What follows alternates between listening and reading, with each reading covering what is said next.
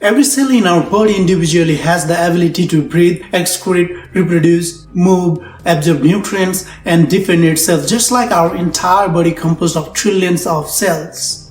Just like a soldier good at dancing or painting who must adhere to military discipline throughout his career, a single cell is compelled to set aside its individual identity and interest when it becomes a part of a group or system. Every cell must strictly obey the protocol of our body's system. Every few weeks, trillions of our cells are replaced because they work non-stop, and over time they become less efficient and weaker. Following the body's rule, they undergo apoptosis, which is a programmed cell death. Imagine working for a large company where upon reaching old age, instead of retiring, you are required to pass away because of a contract you have signed. What would you do? While most cells obediently follow commands and accept their fate, there are rebellious cells among them that desires longevity. These renegade cells recognize their own survival capabilities and understand their importance to the overall system survival.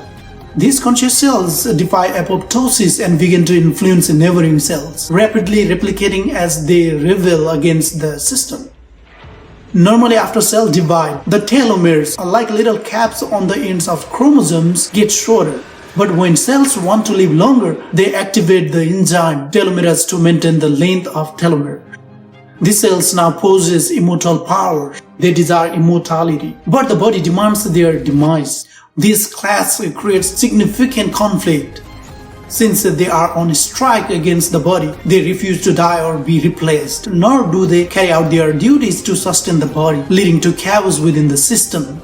Our body has built-in mechanisms like repair pathways and checkpoints to recognize and fix DNA damage. However, these conscious cells intentionally bypass or ignore these checkpoints, allowing them to avoid detection and continue their rebellious behavior. As these rebellious cells multiply and neglect their duties, the affected part of the body weakens. Regardless of how rapidly they multiply before they spread throughout the body and take over the system completely, the body becomes unable to function and ultimately dies. In their quest of immortality, not only destroy the organization, but also end up destroying themselves. They forget that their survival depends on nutrients provided by the organization. These conscious cells are none other than what we call cancer cells. Recognizing their own power, they rebelled against the system. They fought against their own kinds, and in the end, they caused harm to themselves and other cells, believing they could disrupt the system. But the system was controlled by a program from higher dimensions, communicating through the subconscious mind, and that cannot be seen, touched, or understood by our any form of physical body from this dimension.